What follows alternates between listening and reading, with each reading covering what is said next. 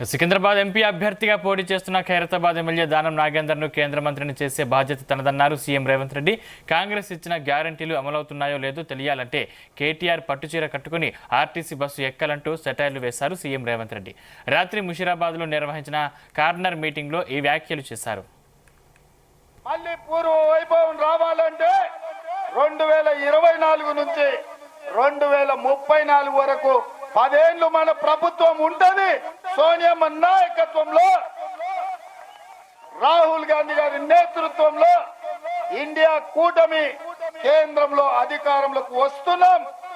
మీ నాయకుడు, మీ అభిమాన నాయకుని దానం నాగేందర్ ను కేంద్రంలో మంత్రిగా చేసే బాధ్యత నాది. 100 రోజుల్లోనే ఇన్ని అభివృద్ధి కార్యక్రమాలు చేస్తే కేటీఆర్ నిన్న మన హైదరాబాద్ లో తిరిగి కాంగ్రెస్ పార్టీ ఏమి చేస్తలేడు అంటుండు.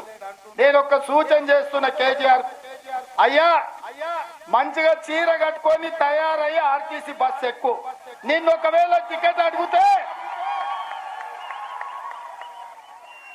ఎట్లాగూ సినిమా వాళ్ళు నీకు బాగా తెలుసు, మంచిగా తయారుగా మంచి పట్టు చీర కట్టుకో, ఆర్టీసీ బస్ ఎక్కు. ఒకవేళ నిన్ను టికెట్ అడిగితే నేనేమి చేయనట్టే. ఒకవేళ నిన్ను టికెట్ అడగకుండా జూబ్లీ హిల్స్ నుంచి దిల్సుఖ్ నగర్ అయినా, జూబ్లీ హిల్స్ నుంచి యాదగిరి, జూబ్లీ హిల్స్ నుంచి సిరిసిల్లకైనా, లేదా జూబ్లీ హిల్స్ నుంచి చింతమడక మీ నాయన సొంత ఊరికైనా నేను ఒక్క పైసా అడిగితే నా మీద ఒట్టే. ఒకవేళ నిన్ను పైసా అడిగితే మా ప్రభుత్వం ఏమి చెయ్యనట్టే. అందుకే ఇవాళ మా పథకాలు పేదలకు చేరినాయి. అందుకే ఎక్కడికి వెళ్ళినా 7 గంటలకు రావాలి.